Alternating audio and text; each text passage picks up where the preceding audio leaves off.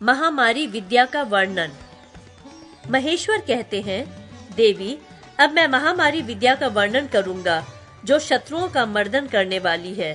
ओम ह्रीम, लाल नेत्रों तथा काले रंग वाली महामारी, तुम यमराज की आज्ञाकारिणी हो, समस्त भूतों का संहार करने वाली हो। मेरे अमुक शत्रु का हनन करो, हनन करो। ओम उसे जलाओ, जलाओ। ओम पकाओ, पकाओ। ओम काटो, काटो। ओम मारो, मारो। ओम उखाड़ फेंको, उखाड़ फेंको। ओम समस्त प्राणियों को वश में करने वाली और संपूर्ण कामनाओं को देने वाली। हुम फट स्वाहा। अंगन्यास। ओम मारी हृदय नमः। इस वाक्य को बोलकर दाहिने हाथ की मध्यमा, अनामिका और तर्जनी उंगलियों से हृदय का स्पर्श करें। ओम महामारी शिर से स्वाहा। इस वाक्य को बोलकर दाहिने हाथ से सिर का स्पर्श करें। ओम काल रात्रि शिखाए वौषट। इस वाक्य को बोलकर दाहिने हाथ के अंगूठे से शिखा का स्पर्श करें। ओम कृष्ण वर्णे खः कवचाय हुम। इस वाक्य को बोलकर दाहिने हाथ की पांचों उंगलियों से बाईं भुजा का और बाएं हाथ की पांचों उंगलियों से दाहिनी भुजा का स्पर्श करें। ओम तारकाक्षी विद्युज्वेहे सर्व सत्व भयंकरी रक्ष रक्ष सर्व कार्येषु ह्रीं त्रिनेत्राय वषट। इस वाक्य को बोलकर दाहिने हाथ की अंगुलियों के अग्रभाग से दोनों नेत्रों और ललाट के मध्य भाग का स्पर्श करें। ओम महामारी सर्वभूत दमिनी महाकाली अस्त्राय हुम फट। इस वाक्य को बोलकर दाहिने हाथ को सिर के ऊपर एवं बाईं ओर से पीछे की ओर ले जाकर दाहिनी ओर से आगे की ओर ले आएं और तर्जनी तथा मध्यमा उंगलियों से बाएं हाथ की हथेली पर ताली बजाएं। महादेवी, साधक को ये अंग न्यास अवश्य करना चाहिए।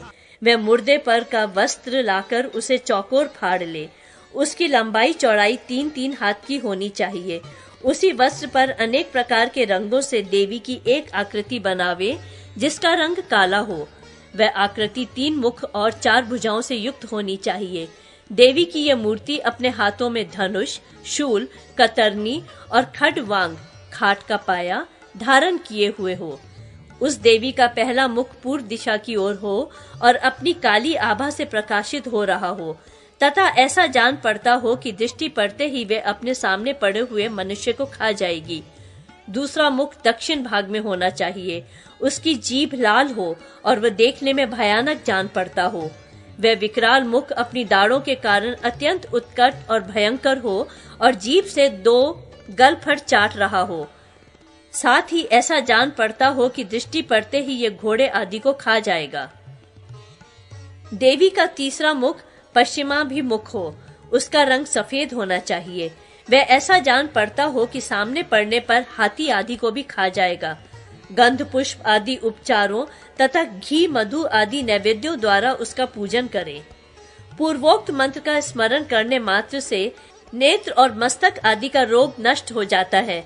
यक्ष और राक्षस भी वश में हो जाते हैं और शत्रुओं का नाश हो जाता है। यदि मनुष्य क्रोध युक्त होकर निम्ब वृक्ष की समिधाओं को होम करे तो उस होम से ही वे अपने शत्रु को मार सकता है, इसमें संशय नहीं है। यदि शत्रु की सेना की ओर मुख करके 1 सप्ताह तक इन समिधाओं का हवन किया जाए तो शत्रु की सेना नाना प्रकार के रोगों से ग्रस्त हो जाती है और उसमें भगदड़ मच जाती है। जिसके नाम से 8000 उक्त समिधाओं का होम कर दिया जाए, वह यदि ब्रह्मा जी के द्वारा सुरक्षित हो तो भी शीघ्र ही मर जाता है।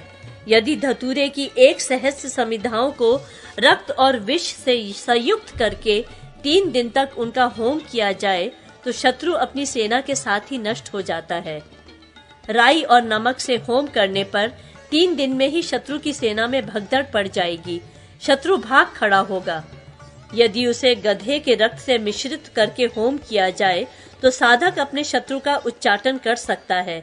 वहां से भागने के लिए उसके मन में उचाट पैदा कर सकता है। कौवे के रक्त से संयुक्त करके हवन करने पर शत्रु को उखाड़ फेंका जा सकता है। साधक उसके वध में समर्थ हो सकता है तथा साधक के मन में जो जो इच्छा होती है उन सब इच्छाओं को वह पूर्ण कर लेता है। युद्ध काल में साधक हाथी पर आरूढ़ हो 2 कुमारियों के साथ रहकर पूर्वोक्त मंत्र द्वारा शरीर को सुरक्षित कर ले, फिर दूर के शंख आदि वाद्यों को पूर्वोक्त महामारी विद्या से अभिमंत्रित करे।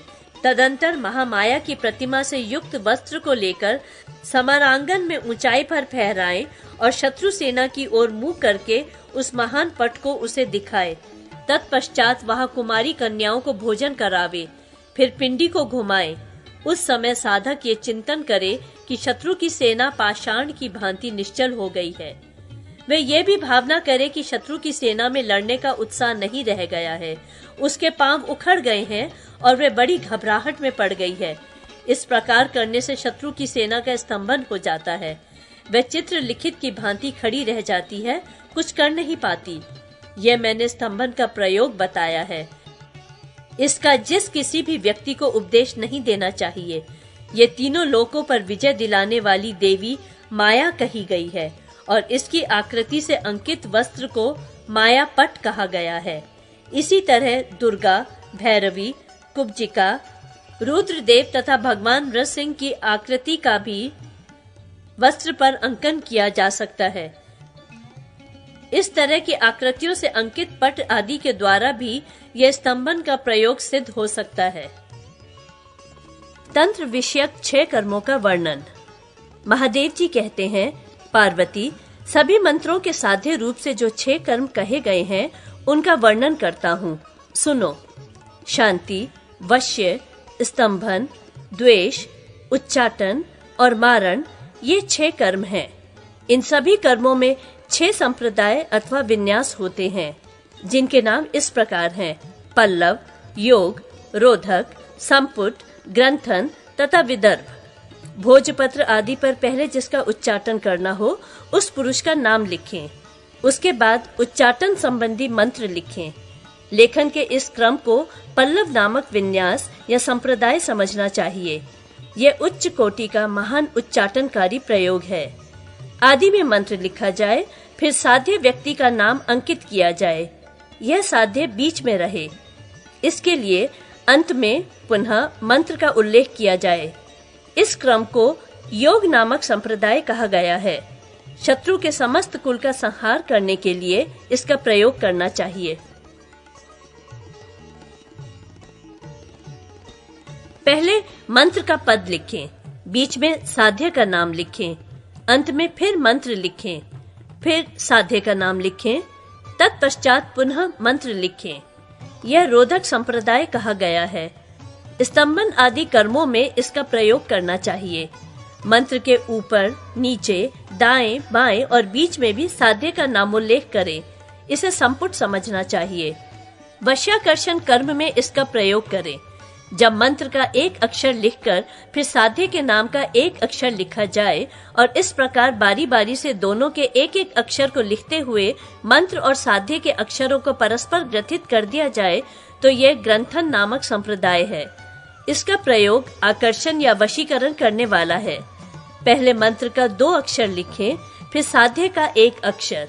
इस तरह बार बार लिखकर दोनों को पूर्ण करें। यदि मंत्राक्षरों के बीच में ही समाप्ति हो जाए तो दोबारा उनका उल्लेख करें। इसे विदर्भ नामक संप्रदाय समझना चाहिए तथा वशीकरण एवं आकर्षण के लिए इसका प्रयोग करना चाहिए। आकर्षण आदि जो मंत्र हैं, उनका अनुष्ठान वसंत ऋतु में करना चाहिए। ताप ज्वर के निवारण, वशीकरण तथा आकर्षण कर्म में स्वाहा का प्रयोग शुभ होता है। शांति और वृद्धि कर्म में नमः पद का प्रयोग करना चाहिए। पौष्टिक कर्म, आकर्षण और वशीकरण में वशटकार का प्रयोग करें। विद्वेषण, उच्चाटन और मारण आदि अशुभ कर्म में पृथक फट पद की योजना करनी चाहिए। लाभ आदि में तथा मंत्र की दीक्षा आदि में वशटकार ही सिद्धिदायक होता है। मंत्र की दीक्षा देने वाले आचार्य में यमराज की भावना करके इस प्रकार प्रार्थना करें: प्रभु, आप यम हैं, यमराज हैं, काल रूप हैं तथा धर्मराज हैं। मेरे दिए हुए इस शत्रु को शीघ्र ही मार गिराइए। तब शत्रुसूदन आचार्य प्रसन्नचित्त से इस प्रकार उत्तर दे: साधक, तुम सफल हो। मैं यत्न पूर्वक तुम्हारे शत्रु को मार गिराता हूँ। श्वेत कमल पर यमराज की पूजा करके होम करने से यह प्रयोग सफल होता है। अपने में भैरव की भावना करके अपने ही भीतर कुलेश्वरी भैरवी की भी भावना करे। ऐसा करने से साधक रात में अपने तथा शत्रु के भावी वृतांत को जान लेता है। दुर्ग रक्षिणी दुर्गय, दुर्ग की रक्षा करने वाली अथवा दुर्गम संकट से बचाने वाली देवी, आपको नमस्कार है। इस मंत्र के द्वारा दुर्गा जी की पूजा करके साधक शत्रु का नाश करने में समर्थ होता है। ह, स, क्ष, म, ल, व, र, यु, म इस भैरवी मंत्र का जप करने पर साधक अपने शत्रु का वध कर सकता है। 60 संवत्सरों में मुख्य मुख्य के नाम एवं उनके फल भेद का कथन। भगवान महेश्वर कहते हैं, पार्वती, अब मैं 60 संवत्सरों में से कुछ के शुभाशुभ फल को कहता हूँ, ध्यान देकर सुनो। प्रभव संवत्सर में यज्ञ कर्म की बहुलता होती है। विभव में प्रजा सुखी होती है। शुक्ल में समस्त धान्य प्रचुर मात्रा में उत्पन्न होते हैं। प्रमोद से सभी प्रमुदित होते हैं। प्रजापति नामक संवत्सर में वृद्धि होती है। अंगिरा संवत्सर भोगों की वृद्धि करने वाला है। श्रीमुख संवत्सर में जनसंख्या की वृद्धि होती है और भाव संज्ञक संवत्सर में प्राणियों में सद्भाव की वृद्धि होती है। युवा संवत्सर में मेघ प्रचुर वृष्टि करते हैं। धाता संवत्सर में समस्त औषधियां बहुलता से उत्पन्न होती हैं। ईश्वर संवत्सर में क्षेम और आरोग्य की प्राप्ति होती है। बहुधान्य में प्रचुर अन्न उत्पन्न होता है। प्रमाथी वर्ष मध्यम होता है। विक्रम में अन्न संपदा की अधिकता होती है। वृष संवत्सर संपूर्ण प्रजाओं का पोषण करता है।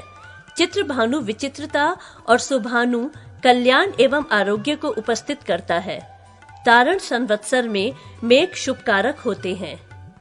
पार्थिव में सस्य संपत्ति, अव्यय में अतिवृष्टि, सर्वजित में उत्तम वृष्टि और सर्वधारी नामक संवत्सर में धान्यादि की अधिकता होती है। विरोधी मेघों का नाश करता है, अर्थात अनावृष्टि कारक होता है। विकृति भय प्रदान करने वाला है। खर नामक संवत्सर पुरुषों में शौर्य का संचार करता है। नंदन में प्रजा आनंदित होती है। विजय संवत्सर शत्रुनाशक और जय रोगों का मर्दन करने वाला है। मनमथ में विश्व ज्वर से पीड़ित होता है। दुष्कर्म में प्रजा दुष्कर्म में प्रवृत्त होती है। दुर्मुख संवत्सर में मनुष्य कटुभाषी हो जाते हैं।